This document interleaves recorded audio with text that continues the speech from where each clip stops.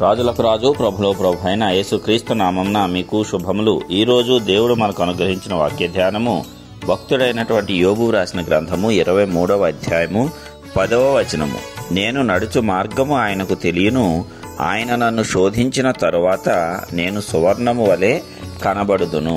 ప్రియులారా, ఈ వాక్య ధ్యానాన్ని మనం పరిశీలించినట్లయితే యోబు మొదట తన దృష్టికి తాను నీతిమంతుడిగా అనుకొని దేవుని కంటే తాను యథార్థవంతుడిని అనుకొని భావించాడు.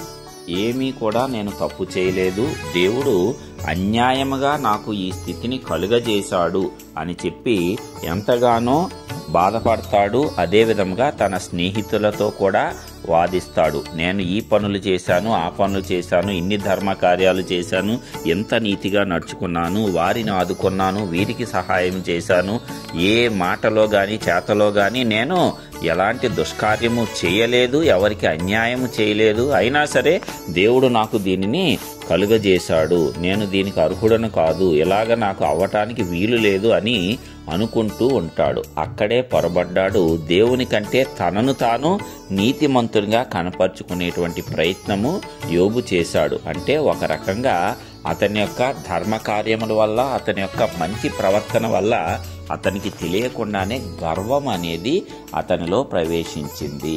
అందుకే దేవుని ఎడల ఎల్లప్పుడూ కూడా దీనులము కలిగి ఉండాలి. దేవుడు అన్యాయస్తుడు కాదు, దుష్కార్యములు చేయడు, సర్వశక్తుడు.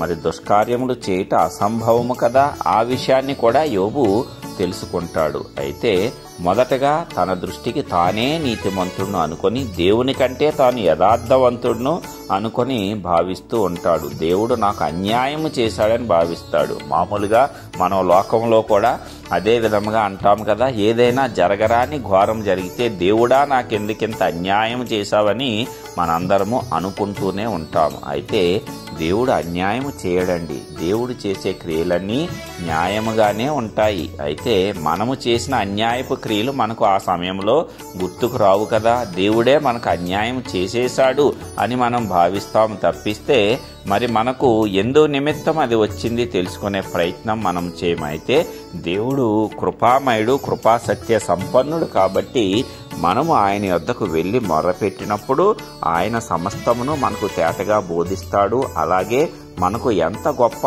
అన్యాయము ఈ లోకపరంగా జరిగినా సరే, ఎంత ఘోరమైన కార్యము మన జీవితంలో జరిగినా సరే, ఆయన మనకు దాని నుంచి కూడా ఆదరణ కలిగిస్తాడు, విడుదల కలుగజేస్తాడు. ఆ యొక్క దుఃఖాన్ని సంతోషంగా మార్చగలిగినటువంటి దేవుడు. ఆ రీతిగా ఆయన అందరికీ న్యాయమును కనపరుస్తాడు. అదే విధముగా ఆయన మన యొక్క మార్గములన్నిటినీ పరిశీలిస్తాడంట.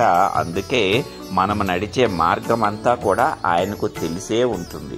భక్తులందరూ కూడా వారి మార్గాలను దేవునికి అప్పగించుకున్నారు కాబట్టే వారందరూ కూడా విజయవంతమైన జీవితాలను ఈ లోకంలో జీవించగలిగారు. మరి అనేక శ్రమలు వారికి కూడా వచ్చాయి, మనకంటే ఘోరమైన కష్టాలు వచ్చాయి. అయినా సరే వారు విశ్వాసంతో దేవుని యందు నిలకడగా నిలవబడి ఉండి వాటన్నిటినీ కూడా జయించగలిగారు. మనము కూడా అలాంటి విశ్వాసంలోనికి ఎదగాలి.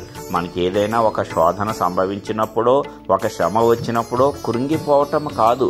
అది ఎందుకు వచ్చింది, మనలోంచి ఏమి తీసివేయటానికి వచ్చింది, లేక మనకు ఏమి నేర్పించటానికి ఇది వచ్చింది అన్న రీతిగా మనము దేవుని యందు భయభక్తులు కలిగి ఆలోచన చేసినట్లయితే దేవుడు తప్పనిసరిగా దాని ద్వారా మనకు ఏ మేలు కలగబోతుందో కూడా తెలియజెప్తాడు. ఎందుకంటే మరి ఆయన యందు భయభక్తులు కలిగిన వారికి సమస్తము సమకూడి మేలుకే జరుగుతుంది. ఎప్పుడు అలాగ నీవు అనుకుంటావంటే దేవుణ్ణి ప్రేమించినప్పుడు. ఆయన ఏ విషయంలో కూడా నాకు అన్యాయము చేయడు, ఏ విషయంలో కూడా నా పట్ల దుష్కార్యమును అనుమతించడు అని మనమందరము తెలుసుకోగలిగినప్పుడు, నిజమైన ప్రేమ ఆయన ఎడల మనము కనపరిచినప్పుడు మాత్రమే దీనిని పొందుకోగలుగుతాము. కాబట్టి ప్రియులారా, మనమందరము దేవుని ఎడల నిజమైన ప్రేమను కలిగి ఉందాము. మనము నడిచే మార్గములన్నీ ఆయనకు తెలుసు. ఒకవేళ ఏ శ్రమ, ఏ శోధన వచ్చినా సరే వాటన్నిటిలో ఆయన మనకు తోడుగా ఉంటాడు. ఆ శోధన ముగిసిన తర్వాత మనమందరము సువర్ణము వలె అంటే బంగారం వలె మెరిసిపోతూ ఉంటాము. బంగారం కూడా మరి డైరెక్ట్ గా అలాగ మెరుపుతో లభిస్తుందా, లేక భూమిలో మట్టితోనూ సమస్త కల్మషంతో కూడి లభిస్తుందా? మరి అదంతా కూడా లోకంలో మనం పుట్టిన వారిగా, మనం పుట్టుకతోనే పాపులము కాబట్టి దేవునిలోనికి వచ్చిన తర్వాత మనము ఆ సువర్ణం వలె శుద్ధీకరించబడతాము, కడుగబడతాము. మనలో ఉన్న ప్రతి వ్యర్థతలు తొలగింపబడతాయి. చివరకు క్రీస్తులో నిలిచి ఉన్న నీవు నేను సువర్ణం వలె ప్రకాశిస్తాము. ఆ రీతిగా చేయటమే దేవుని యొక్క లక్ష్యము తప్పిస్తే శ్రమల ద్వారా, శోధనల ద్వారా మనలను నాశనం చేసేయాలి అనేది దేవుని యొక్క తాత్పర్యము ఏమాత్రము కాదు. ఇది తెలుసుకున్నవారు ధన్యులే. లేని ఎడల దేవుని నిందిస్తూ, తమను తాము నిందించుకుంటూ, తమకు తాము శాపవచనాలు పెట్టుకుంటూ వారి యొక్క నాశనాన్ని వారే కొని తెచ్చుకుంటారు. అయితే దేవుణ్ణి ఎరిగిన వారముగా, ఆయన ప్రేమను లోతుగా తెలుసుకున్న వారంగా మనము ఏమాత్రము కూడా మనకు వచ్చే శ్రమలను బట్టి, శోధనలను బట్టి దేవుణ్ణి దూషించకూడదు, మనలను మనము దూషించుకోకూడదు, శపించుకోకూడదు.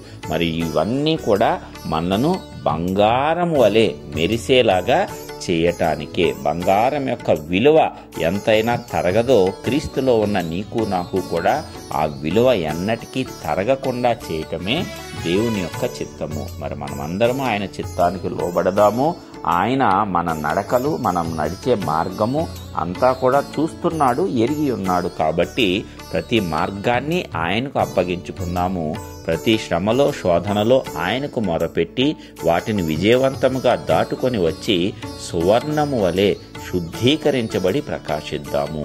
దాని ద్వారా దేవునికి మహిమకరంగా మనము జీవించగలుగుతాము. ప్రార్థించుకుందాం.